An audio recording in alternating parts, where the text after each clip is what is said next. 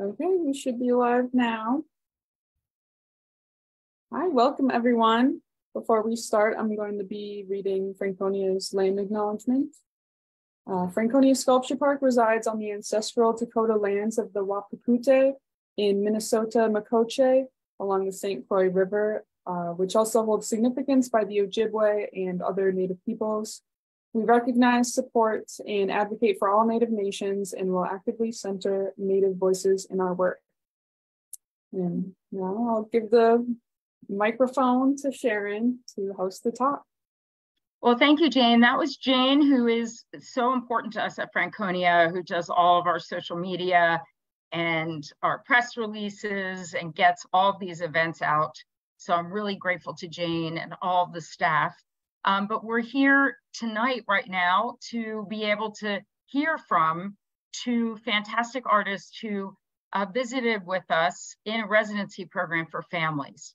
So they brought their children and perhaps their spouses. One of you brought your spouse and to Franconia not that long ago. And we always like to hear from the artists. But before I introduce them, I just wanted to share with you some upcoming events. So please don't forget to come on Saturday, September 23rd. We have our Art and Artists really big event. It's going to be fantastic. Please come. And then we have a concert of 3 bands on August 12th. That's amazing. And you can find all of our information on our website, franconia.org. And I just want to share with you, I'm having a cup of tea. Franconia Sculpture Park, wonderful mug. You can get this actually online and you can also get it in our store. Another reason to visit. Beautiful up there, isn't it? This summer. Okay, so without further ado, I'm going to introduce both of them. And one, Yuliya, is going to start first and then Beili second. So I'd like to first introduce and say hello to these fantastic artists. Yuliya and Beili, thank you for being with us tonight. How are you doing tonight? Thank you for having us. Awesome. So Yuliya Lanina, I wanted to say that Yuliya's work bridges traditional media with new technologies, but I'm not going to talk any more about that because Yuliya is going to share her work with you. But I will give you some background.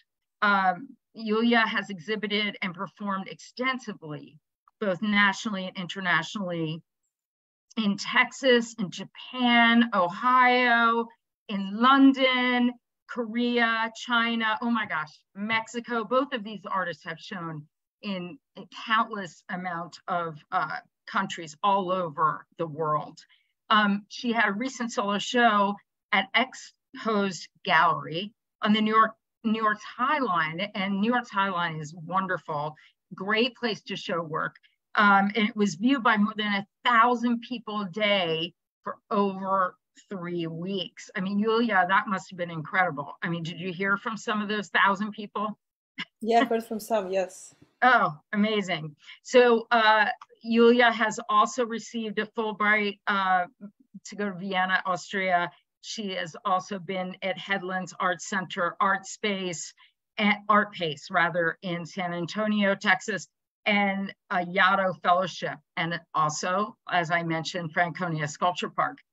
Both Yuliya and Beili both teach at the University of Texas, Austin, except they have 2 different departments. Yuliya is an assistant professor of practice in the Department of Arts and Entertainment Technologies. So welcome, Yuliya, formally. And Beili Liu, she is, oh my gosh, close to, I tried to count, I think it's over 20 countries that Beili has shown. And, you know, too numerous for me to count. I mean, past 20, I couldn't believe it. Close to 20 or even more. And some of the solo exhibitions Beili's had are at the Norwegian National Art and Culture Museum, the Chinese Culture Foundation in San Francisco, Crow Museum of Asian Art in Dallas, Texas. And then she's shown in group exhibitions as well. In addition to Yuliya showing at Art Pace, so has Beili. Did both of you show at the same time there? Oh my God, the same show. So I didn't even have to repeat that. Okay, Art Pace, Art Pace. And Yuliya, I'm going back and forth now. Beili has also created public artworks in many countries too, including Germany, Taiwan, United States, and China. And Beili's received many different fellowships and awards, including the Andrew Carnegie Fellowship, the Pollock Prize for Creativity, and New York Foundation for the Arts fiscal sponsorship, which is different than the fellowship, and a Joe Mitchell Foundation grant as well. And so Beili, as I mentioned, both Yuliya and Beili both teach at the University of Texas at Austin, and Beili is an endowed professor in the College of Fine Arts. So welcome to both of you. What we're gonna do, everyone, is we're gonna each have 20 minutes each of Yuliya and Beili introducing their work to us. Feel free to look at their websites if you want to at the same time to get warmed up for some questions if you have them. I certainly have them. And after those two 20-minute presentations, we'll go right into a Q&A. Thank you both. Yuliya, you have the stage here. Yeah, thank you. Let me share my screen. Let's see. And okay, do you see the presentation? Everyone disappeared, so just say. Yes, yes, I am here. Awesome. It looks amazing. Okay, good. Well, I just don't want to distract. I'm going to turn my video off and concentrate on your work. Yeah, well, thank you so much, Sharon, for hosting us, and Franconia Residency. So very excited to be here. And a little bit about myself. I'm interdisciplinary artist, and all of my work's about telling stories which are deeply rooted in personal experiences.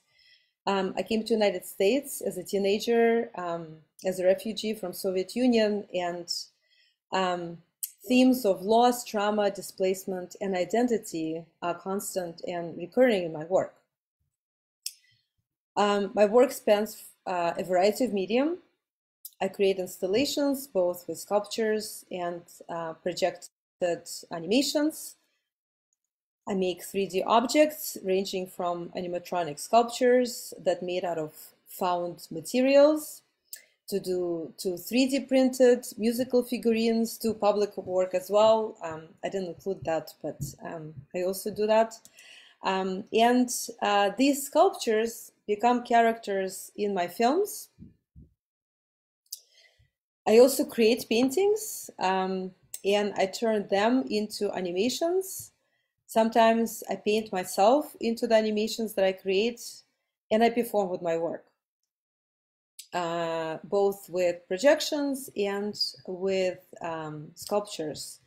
And oftentimes I turn myself into the characters I create.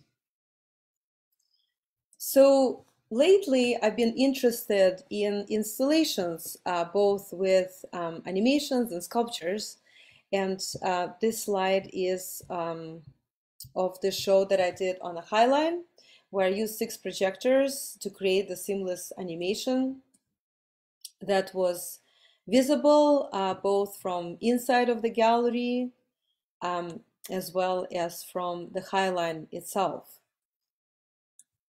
And here's the photo from the street view, or the bridge rather. This slide is from the show I had at Grey Duck Gallery, where again I used projectors to create this installation. And as I mentioned, I perform with my work. I pretty much have been performing with all of my shows lately, but I'll show you a few trailers so you can see what it looks like.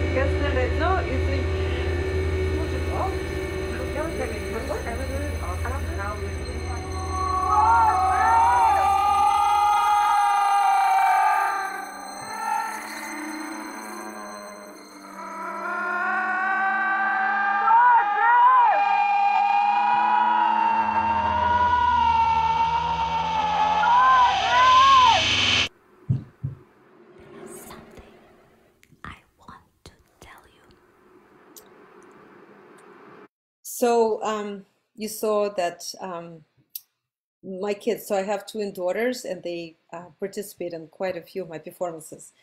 Here's another example where you can see more of the sculptures that participate in the work.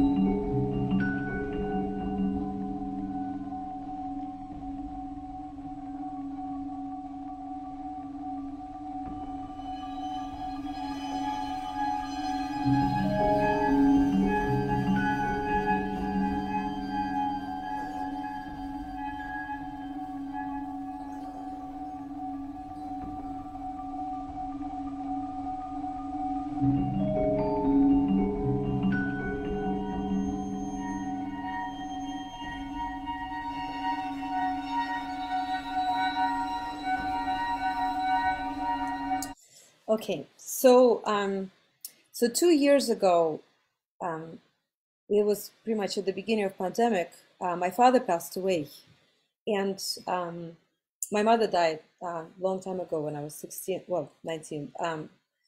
But with my father's dying was the first time when I started looking at my family's history. He was a Ukrainian Jew. And so all of the family, except for him, his younger brother, and the mother, my grandmother, were exterminated at the beginning of the war in so-called Holocaust by bullets. And this past, even though it weighed heavily on everyone, was never discussed in the family, and also not in the Soviet Union when I was growing up. My grandmother told me the story shortly before she died. And so when he passed away, sort of the story of the family history and sort of how it related to some of the traumas that I've experienced came about. Essentially, I wrote a story about how hurt people, if their hurt is not addressed, end up hurting others. And this is the animation. So I'll show you the beginning of it.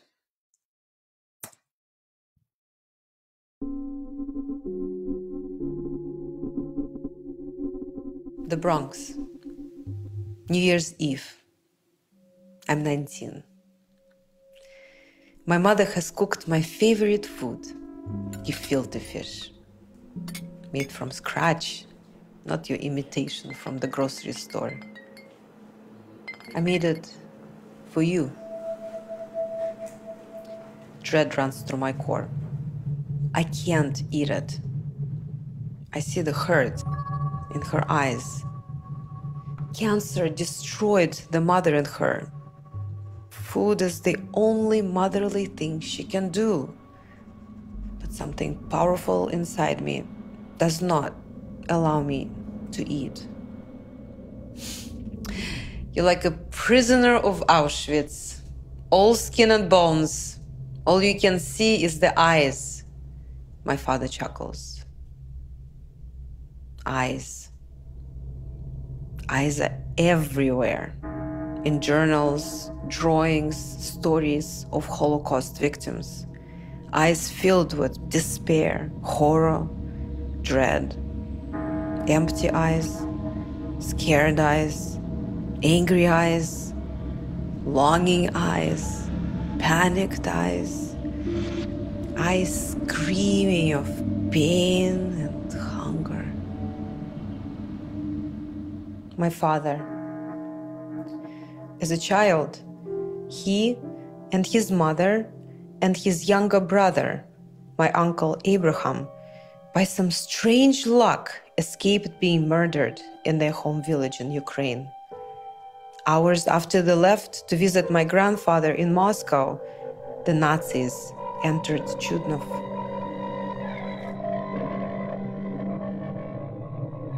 They made Jewish men dig a large hole, and then, with the help of the Ukrainian police, they killed all of my father's family there, along with 2,506 Chudnov Jews, half the population in the village. They did not waste bullets on children and just pushed them into the grave to suffocate. Witnesses said that days after, the soil was still moving.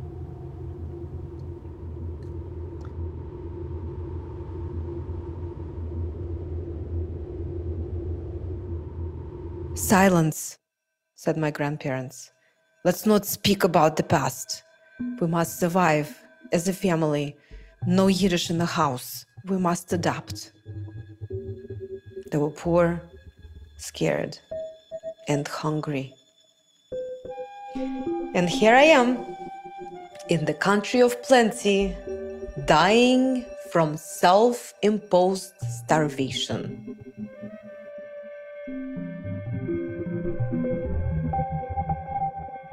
Eat. What's wrong with you? I don't know.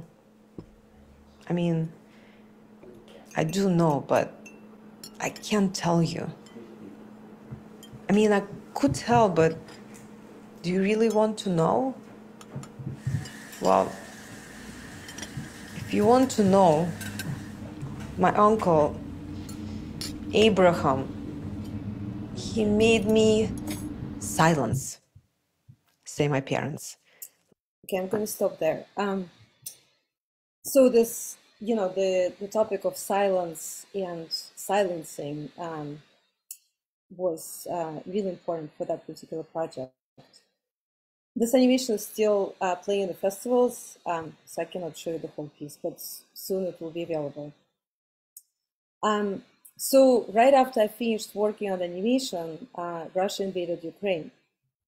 And I grew up in Russia, and so it was really painful, still is extremely painful to watch this really senseless and bloody war that feels, as if like my parents are killing each other.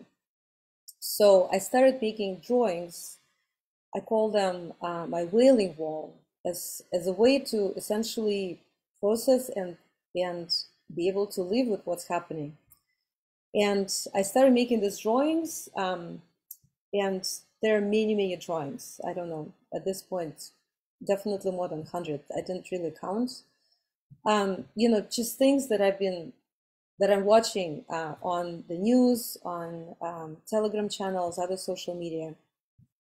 And so I turned them into also the animation that represents kind of the scroll through the media, sort of similar to the way I'm receiving and watching the war. I'm going to show a short clip of this.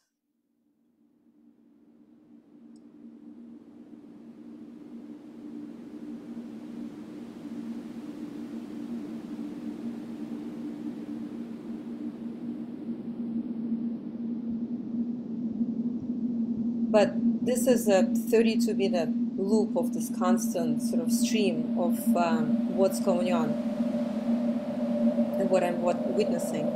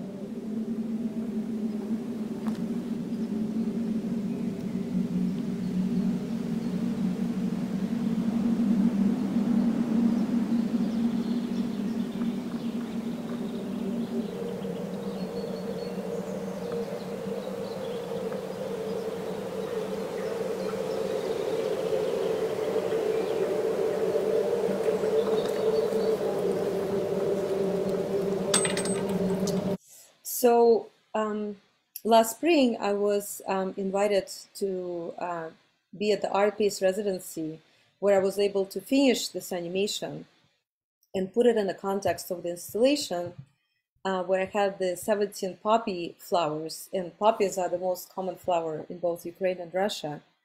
And they were made out of petals that I wrote on and painted on, with the eyes representing witnessing the war, and also representing a sense of hope for the new beginning and rebirth. And here are the few shots of this. And I did a performance during the opening where I sang a song in Russian about farewell to the loved ones. So the show is coming to Austin, and this time I'm also be showing the drawings. So while at the residency, I continued working on the drawings, and I will be exhibiting in the show. But as I was working on them, other things were happening around us. And for example, the kids found 2 baby robins that were still alive. The bird nest fell, and the birds survived. And so I ended up bringing them to the nearby rescue center, which at that point was an hour away from where we were in the residency, and they cried all the way. So when I came back, I ended up drawing them. And also we went on mini walks, and there were a lot of bunnies. I ended up drawing the bunnies as well. And actually 3 of these drawings will be in the show in Toronto next year. And, you know, while at the residency, we did a lot of trips together with the kids. And I just want to end with saying that I'm so grateful to Franconia Residency for inviting families, because usually when I go away to the residency, it's very difficult because it involves separating from the kids. But at the residency, I was able to make work while they were also making their own work.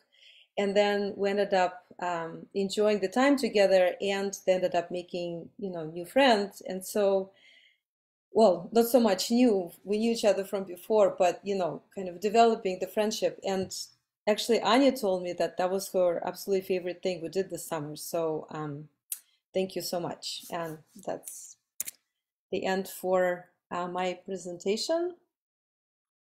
And I will give the opportunity now to Beili to talk about her experience and her work. Thank you, Yuliya. It's such an amazing presentation. I'm deeply moved. I've seen many of your work in person, but it's just so wonderful to hear artists talk about them. It feels deep inside, and it brings back memories, seeing the kids together. So again, I want to echo what Yuliya said. We are so grateful, and there are not as many artist residencies that welcome children and family. So this was a very special summer. So I'm gonna go ahead and share my screen and start with my presentation.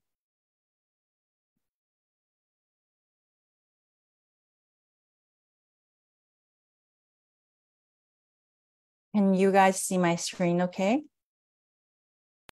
Yes. Okay. So I make installations and performances. I make environments that resonate with the experience of migration and cultural memory. My site-responsive installations and performances are rooted in the essence and history of a place and negotiate personal, cultural, and environmental concerns. I explore resilience, healing, and hope through humble materials and accumulated labor. This is like my very short introduction of my practice. And I want to start with a project that took place at Jurassic Foundation many, many years ago. It is a good example to share with you how I respond to a space and how it combines with material exploration, which is at the heart of my work. So at Jurassic, they had this building that is a abandoned barn that was used to be housing cattle, and now it's just empty and sitting on the foundation's property. I created Recall. It is a single double-sloped house form, echoing the architecture of the barn. So the slope actually is designed in such a way where they mimic one another. It refers to my childhood home. I was born in northern rural China in an adobe house. If you have a chance to visit my website, there is a project where I made a replica of my parents' adobe house, where I did that at Art Farm in Nebraska. I actually made all the adobe bricks. So this is the following project, contemplating and examining the sense of longing of home, this idea of being in between, being not belonging to a place and having departed from another. I think in many ways, echoing what Yuliya is saying, as immigrants, we share this feeling of not sure where we belong. The material I used here is 100% paraffin wax. It's that really common material you use to make candles or canning goods. During my studio exploration, I came up with this surprising technique where it's shown in this video. I could stretch molten wax in water to a height about 8 to 10 feet. So using various lengths of these strands of wax, I composed Recall, the installation in the barn.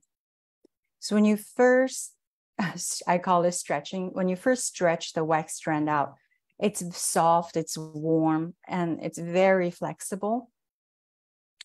As you can see here, it drapes almost like textile, but very quickly, within a few seconds, it cools and becomes brittle. So it took me probably about 2 weeks' time to carefully suspend these strands. Here you can see where the wax contact the water, you have the organic form. And then as you follow the strands, your eye goes down to the bottom. The strand retains that one drop of wax that as it departs the water. And I thought that's such a really wonderful detail. I loved the space. So this past January, I was able to go back to Jurassic. They actually fixed a lot of the ceiling, which is pretty sad. I love how the sun projects these amazing dots. It glides throughout the day. So the installation is activated and illuminated as if it's catching light. My viewers activate my sculptural environments. I love observing them changing the way they speak, the speed of their walk. And in that way, I know they made a meaningful connection with the work.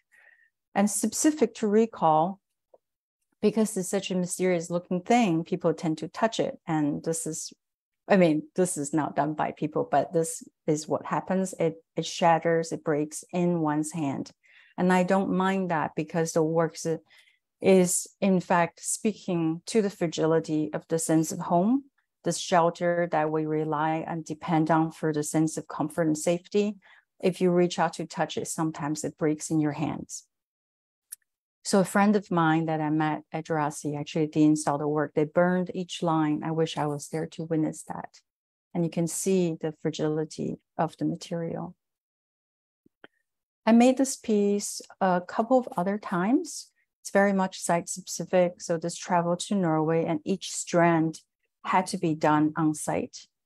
And in this installation, because it's also a barn, as you see, like the piece asks for a barn, I suspended a single light bulb in the sculpture, and it casted dramatic shadows around. It refers back to this northern adobe house tradition where the light bulb is usually hung in the interior window. The idea is when the light is on, then it shines to both rooms on either side. When I think about space and material, I think about that versatility, that economy, the sense of consideration how do you use one thing that gives you so much more? This was in 2008. I was invited by the Chinese Culture Foundation to create a solo exhibition. And I thought I want to reach back to all those cultural memories and the things I grew up with and remembered that I tried to avoid for a number of years as a young artist and an immigrant. I feel like, okay, I can't talk about that. It's too stereotypical and expected. With that distance, I was actually able to have this cleared mental space to come back to think about what do I want to make and talk about. In Chinese culture, we have a legend of the red thread that is said that children are born with this thread connecting them to the soulmate they're destined to be with. It's a very common tale, like Santa Claus here in Western culture. Every Chinese person knows about the tale.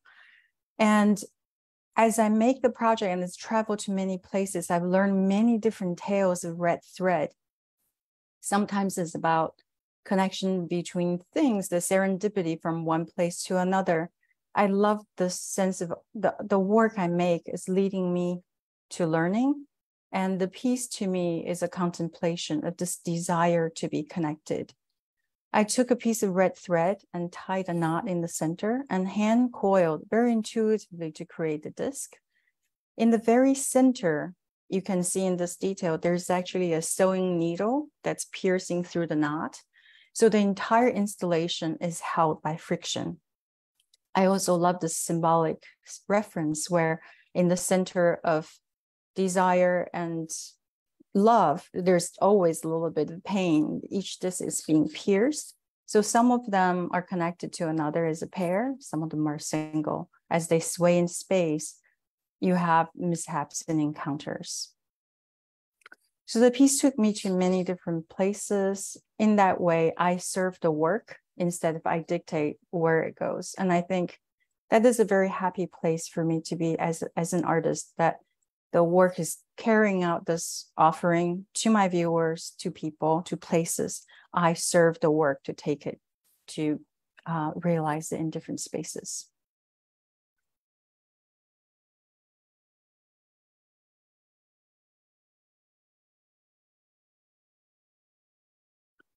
Most recently in 2022, the work returned to Hexiangning Art Museum in Shenzhen, China, which is where my parents still live now.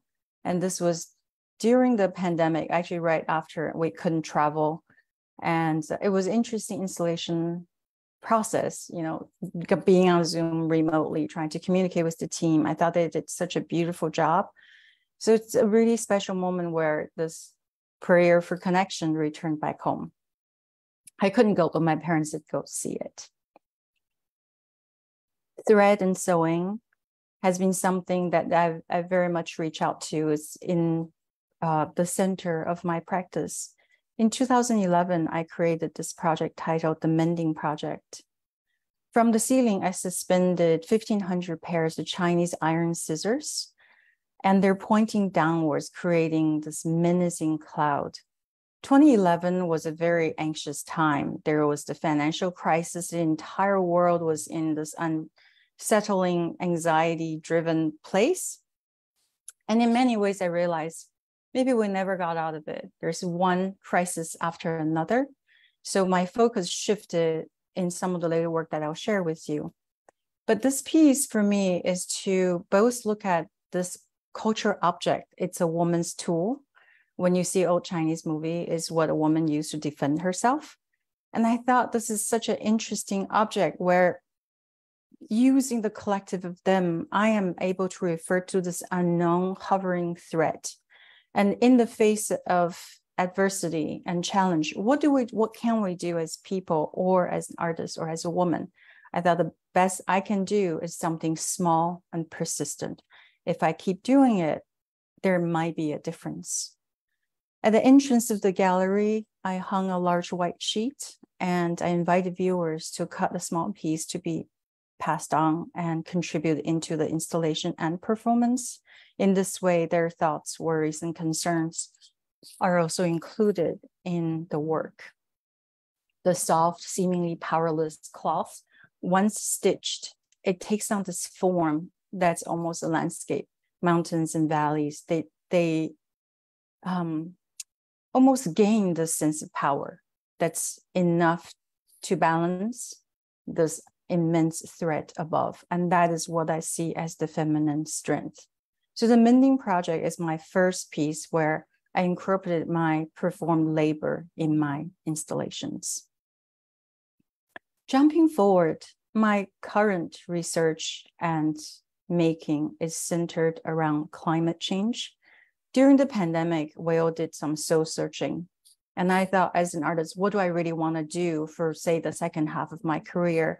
And I want to look at our shared mounting concern, yet we're so numb about, which is everything's falling apart and we're going about every day, riding the subway, buying grocery, raising our children. This interest starts from thirst, which I did in 2013. And that was the beginning. I already was interested during the pandemic. I decided that would be my focus for the years coming. So that's a time where Texas was in the middle of a multi-year drought. And based on my research, we had between 300 to 500 million trees that died in the drought. Think about the magnitude of 300 million or 500 million. We can't fathom. I was invited by Women at Work Gallery to work on a collaborative project supported by the Robert Rauschenberg Foundation. And this idea of water came up in our brainstorming session. And as I think about it, the response I came with was, let's talk about our trees. Let's talk about this loss that's all the way around us. We may not even see. A singular Texas native cedar elm tree killed by the drought was anchored in the center of the Lady Bird Lake, which is in the heart of the city of Austin. If you've been there, this is the place we love the most. People go there to bike, they take their dogs, they push their strollers. It's also a constant water level lake. By that, I mean we have a dam upstream and a dam downstream, which means the city of Austin is hoarding the water. Everything looks green and beautiful, but there might be too much water, there might be too little water. We're just in this constant level of comfort. And I thought, that's exactly what the problem is when it comes to climate change. In our comfort, we forget.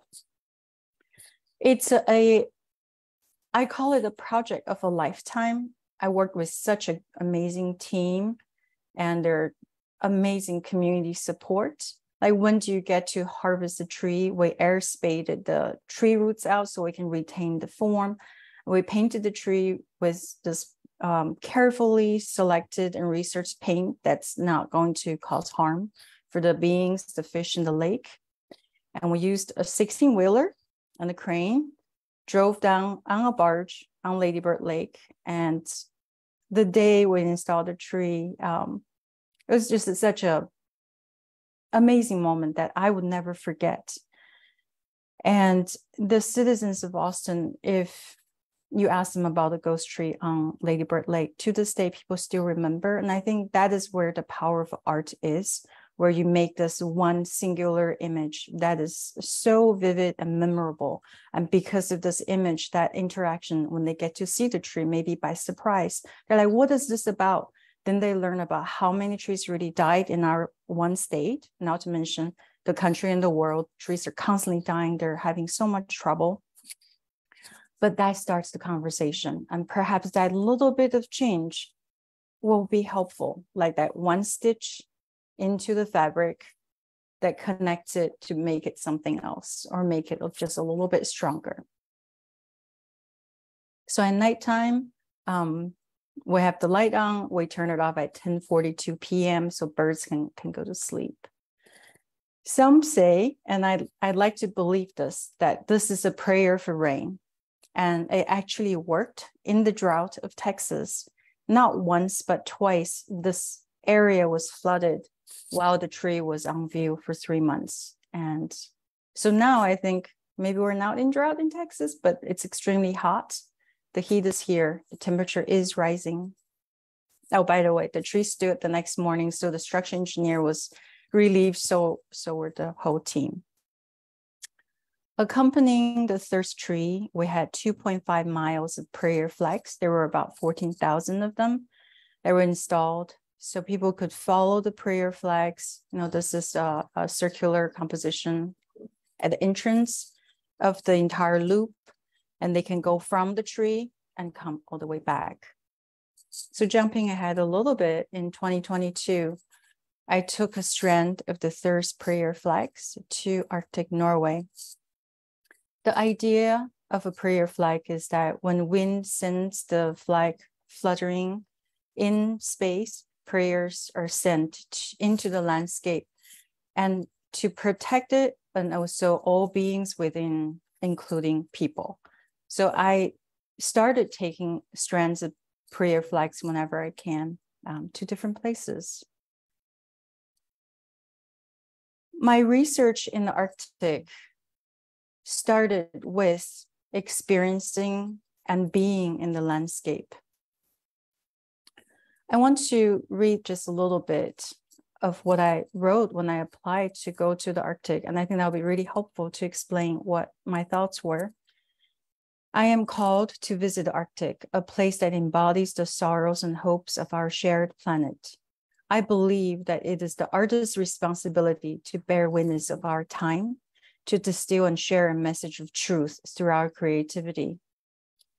Through repetition, time transforms, one stitch at a time. Like a step taken, I make use of sewing in my performances and installations. I sew to mend, to process loss, and to cultivate hope. Sewing is a gesture of giving.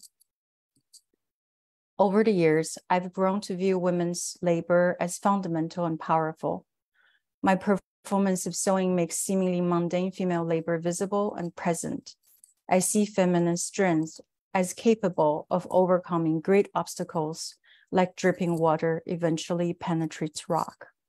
So with the 5 different locations, eventually these performances are being shown as a 2-channel video, and the show is currently on view in Norway. And the finished piece that I sewed is a large piece of mulberry paper. Mulberry paper is very tough and heavy, so I've stuffed it in my backpack from location to location. It's laid on the snow, sewn on, and again, it became soft, moistened by snow and melted by my body heat at each site, and laden with wrinkles, stains, and accumulated stitches. So this was also in the show.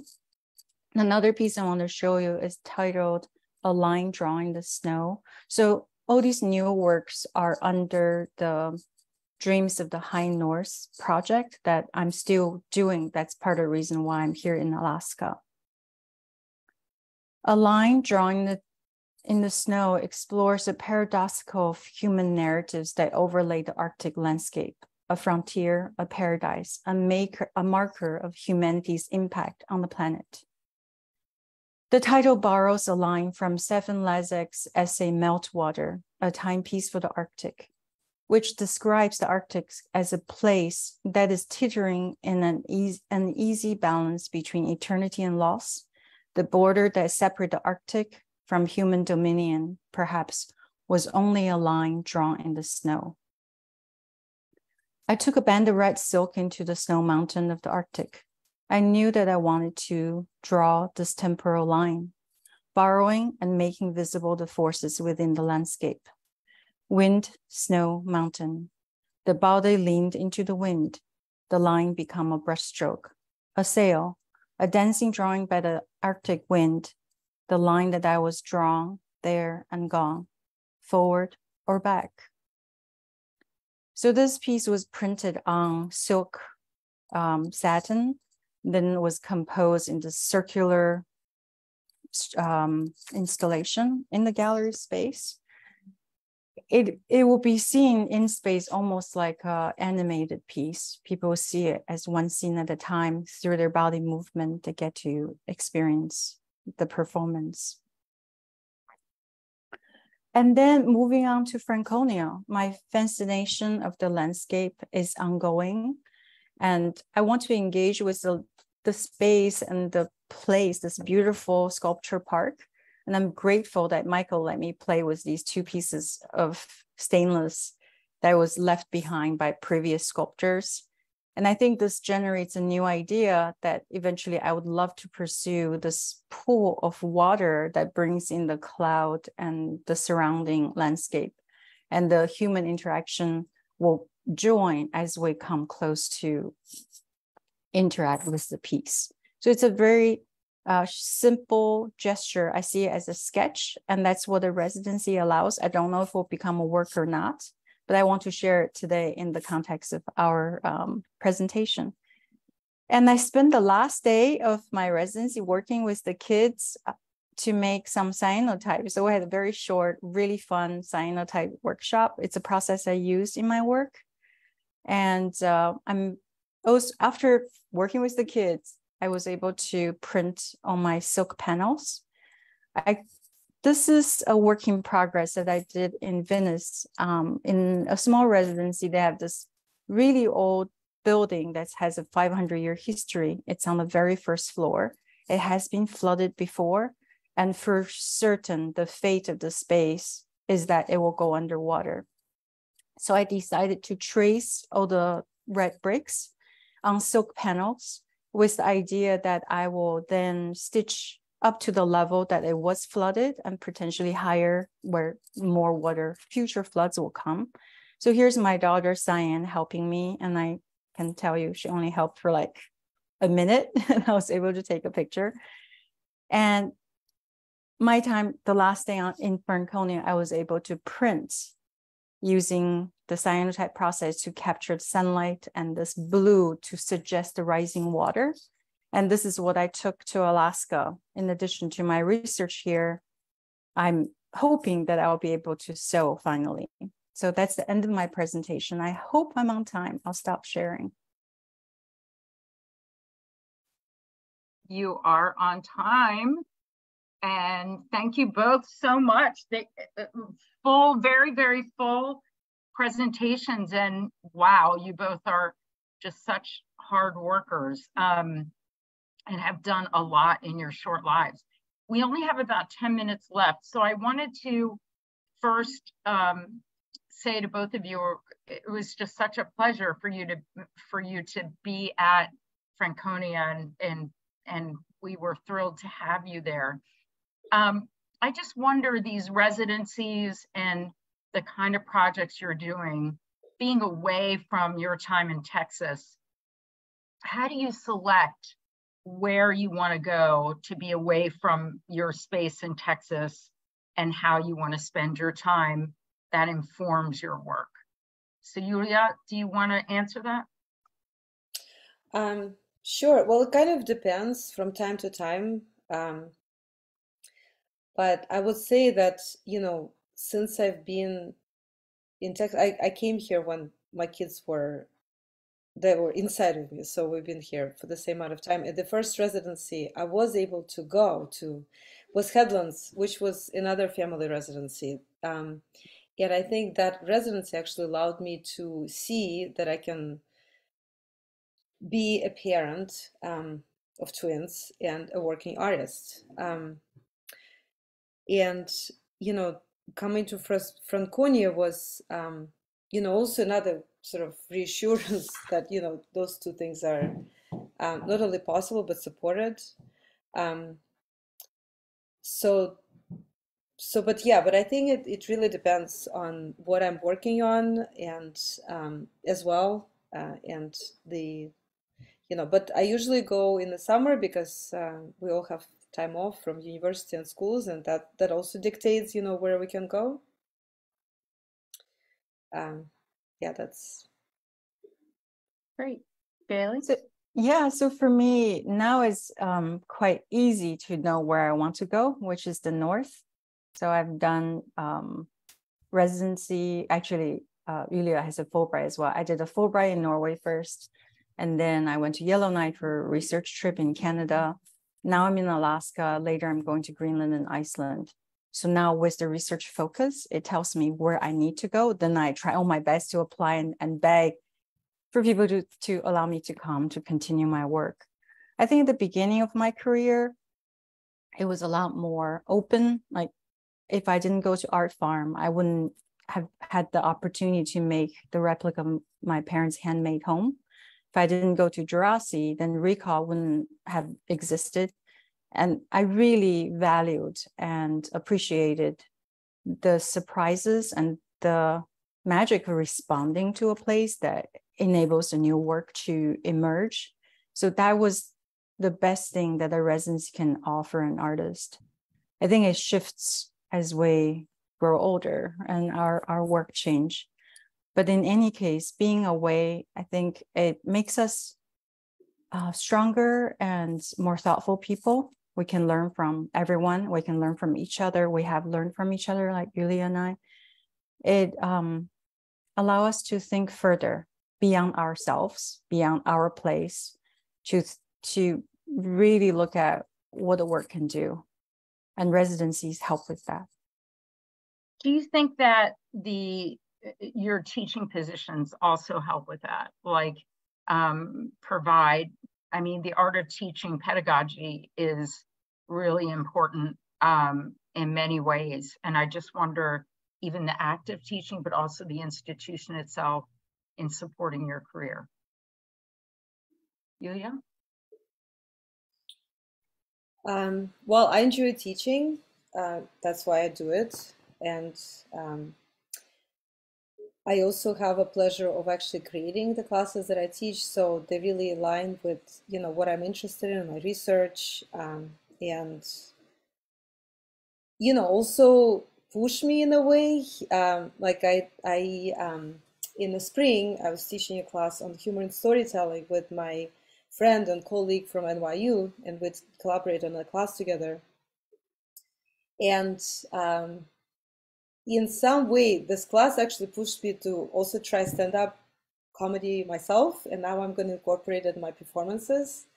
And for that, I really, you know, enjoy teaching, because it helps me to not only, you know, keep learning new things, but yeah, also, you know, it advances my research as in some way.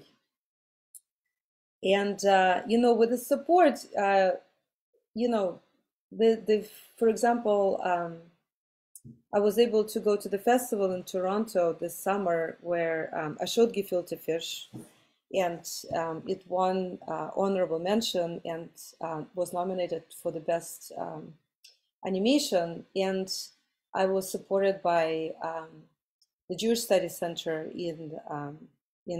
at UT, and you know, grateful for that. So when things like this happen, it's quite amazing. It's not always the case, but when it happens, that's great. Thank you. Beili? Yes, I agree. I think for one, our summers were free to do our research that's expected. Our research is our art. So to be able to travel is wonderful. And for me, I think I love teaching too. And teaching takes many forms. It doesn't just take place in the classroom at UT. Mm-hmm. When I was in Norway, it was part research, part teaching. So I was actually taught through studio visits, almost like a visiting artist with students, you know, having one-on-one discussions, which was really enriching. I'm learning from them as, you know, I'm sharing my opinion with them. And teaching happens anywhere we travel to, anytime we give a talk or engage with a group of students or community members. So I think having teaching as part of our tool has been really helpful, because there's always a possibility that we can give back something instead of just say, hey, I'm the artist, here's my art. Here's, you know, what can I do? Can I offer something? Wonderful. Okay, so my last question to both of you is, what's next for you in your work and development? Yuliya? I always get to go first. No, just go back and forth. Yeah, well, I have a show that I'm working on right now in Austin. It's opening on the 24th, actually, at the Central Public Library, which is quite exciting. And a show in Houston in the Silos in October. and then a few other things coming up, but, one of the things that I'm interested right now is incorporating spoken word in my performances. And so that's where I'm at with, with the performance practice, to sort of incorporate projections and sculptures, costumes, and also, storytelling. So that's something I'm developing currently. Where that would lead me to, we'll see, but that's where I'm at. Thank you. Beili? Yes. So just a note about the silos. They're amazing spaces. They're abandoned rice silos that's like, I don't know, 60 feet tall. Anyway, so Yuliya and I share a lot of same contacts in the community and spaces that we know. So for me coming up, I think I'm continuing my dream of the high north. I'm looking forward to going to new places and learning more. So in the last 2 years, it's been very humbling to engage and learn from different indigenous communities. I feel like I'm a, middle-aged person. There's so much I didn't know. And now every place I go, I'm just in awe of. There's so much that's not shared, that's not spoken about, the history that's either erased or silenced, echoing what Yuliya is saying. And this question of, I'm exploring the question of, can I and how do I talk about it? How do I become a support and ally? And as a Chinese American immigrant, it's a little bit like, can I, so that's my question. I don't know. But I know, like, if I'm doing the work because I genuinely have this desire to do it and it comes from a place that's honest, I just have to do it and see what happens. So I'm here in Alaska, and the Anchorage Museum, I highly recommend anyone have a chance to come to visit. They have a show called Art of the North. And I love the show. And I'm like, I'm dreaming of, if I can have a show here, that would be great if I could participate with something of mine. So I have a couple shows later, but the North is where I'm going. And I think it will influence everything I do from now until forever. Well, thank you both so much for taking the time to share a little bit about your work and what's coming forward and your interests. And I just want to thank all of our funders too, who support us for the residency program, the Sustainable Foundation, McKnight Foundation, many other foundations who really believe in artists such as yourself and contributing and to the growth of your work. And I would also just say thank you to Jane for arranging all this. And I hope we see you all next time for another conversation with these artists who are coming through residency this summer. Okay, good night. Thanks, everybody. Thank you, Sharon. Good night. Thank you so much. And thank you, Franconia. Yes, thank you both. Good night. Bye.